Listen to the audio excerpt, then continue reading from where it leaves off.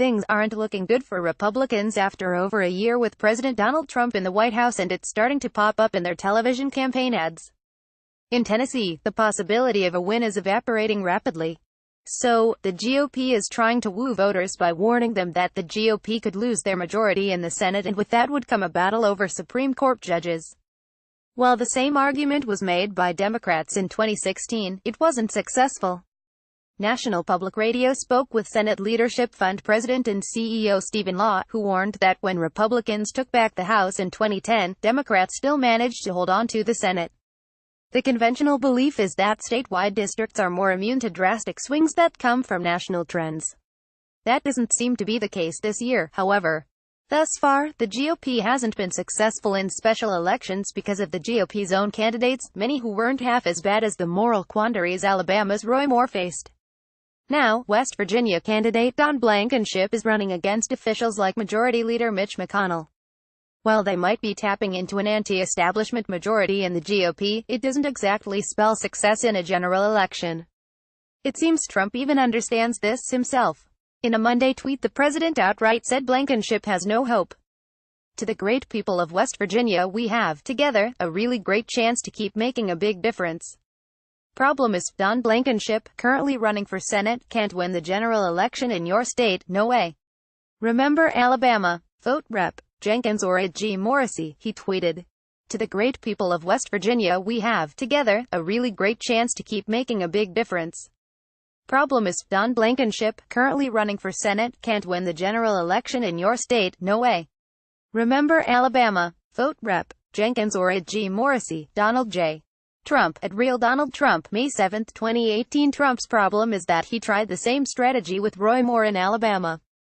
The political terrain in the Senate is a lot more favorable for Republicans than it is in all these House districts that were carried by Hillary Clinton. I think we've got a lot more terrain to play with. That makes the task of defending the Senate majority, I wouldn't say easy, but a task that we think we can undertake and win. Law said in an interview with MSNBC's Chuck Todd. The win should be at the backs of the GOP, as the general election gifted a favorable electoral map where mostly Democrats will be forced to defend themselves. At the same time, Republicans are raising money hand over fist. Still, the vast majority of it will go to defend candidates who can win in a general election.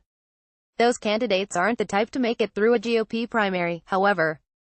While fundraising might be better for the GOP over Democrats, NPR argued that the fundraising numbers aren't as good as in recent years where Republicans crushed their opposition. Republicans think that Sens. Joe Donnelly, D.N., and Claire McCaskill, D.Mo., are the two most likely options for the GOP to pick up Democratic seats. The GOP was also overjoyed by the announcement that Gov. Rick Scott would challenge Senator Bill Nelson, DFL. The billionaire candidate can easily self-fund his campaign, and the GOP wouldn't have to throw their own money into the race, while the Democrats' comparatively meager wealth is tied up in property, so he can't use it for campaign funding. Other seats that once looked like Republicans could take back aren't looking as easy. Sens.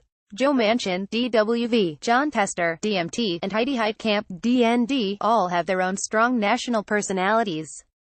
While Trump has tried to wage a war against Tester over the Veterans Administration nominee, Republican senators agreed with Tester in making the race about an unqualified nominee to lead the VA at a time when veterans need help probably isn't the best option for the GOP. Heitkamp was facing an uphill battle, until the Republican slated to run against her pulled out of the race, sending their party back to the drawing boards. Manchin is the candidate the GOP sees as a possible takeback because Trump won the state by more than 20. However, the Democrat is beloved in a state where he's worked diligently to keep industry alive.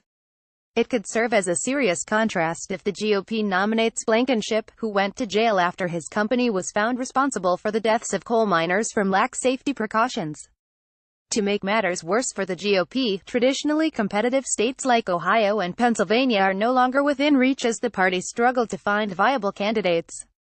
Republicans are airing all this dirty laundry for us, and they've been doing it pretty rampantly. NPR cited one Democratic operative working for several Senate races this cycle. Read the full analysis at npr.org.